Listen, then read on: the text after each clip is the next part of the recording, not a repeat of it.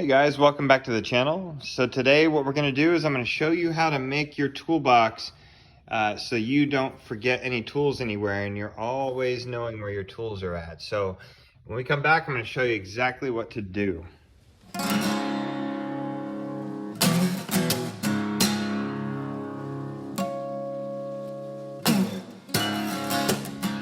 Okay, so we're back. So first step we're going to do is you're gonna line your tools up the way you want them, more or less. These tools will actually be right about here.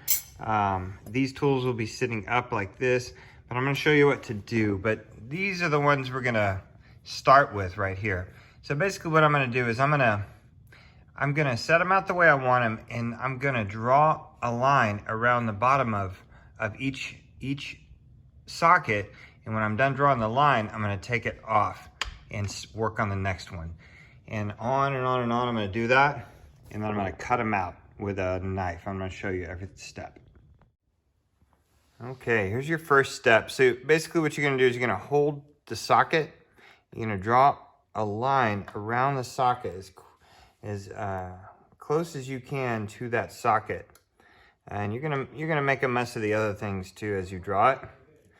But as you draw that line, then you just kind of fill it in more or less. And as you can see, that line has been drawn. And what I'll do is I'll do that for all of the tools, more or less. Okay. I'm gonna draw just like so. And as I draw the silhouette, I'm gonna take the tool away as I do it.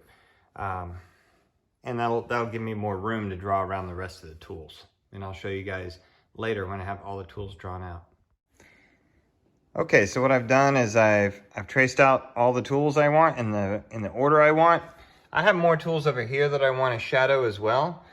But here's what I am gonna do. So underneath is this piece of foam. And I haven't told you yet about the foam. This is like play foam that kids use. So what I did is I cut it kind of crudely and I put it inside there. And then I have a contrasting piece. So what it's gonna look like is every hole is gonna be yellow where a tool's missing. So that's one way you can find out if you're missing a tool or not. And I'm gonna show you how to cut the holes when I come back. Okay, so here we go. I'm about to cut this out. So what I do is I get a Leatherman, something real sharp, but I like the Leatherman because of its sharp point. And what I can do is I can puncture it right here. See, so if I puncture that down, I've just made a perfect incision, and then I puncture that. And what I do is I puncture all the corners, and I have a piece of the play foam underneath to protect my floors and my carpets. All right, so just puncture, and then what you do is you just carefully, oh, here we get the foam. You just carefully work your way down, following the contour of the tool that you just cut, or the tool that you just traced out. Just follow the contour on around and just punch out the hole. And when you get done, you just push it right out like that. And what's it's gonna look like is it's gonna be contrasting. You see that? So now what I can do is I can place this hex key set where it goes. I mean, this is not where it goes, but that's what it's gonna look like when it's empty, you see. So once everything's set the way I want it, the tools rest like so.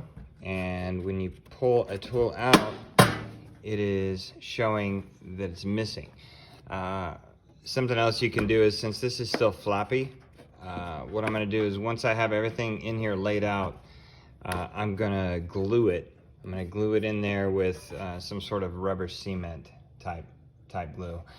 Something else, I always leave room for something else. So I envision a hammer going about right here, a ball peen hammer.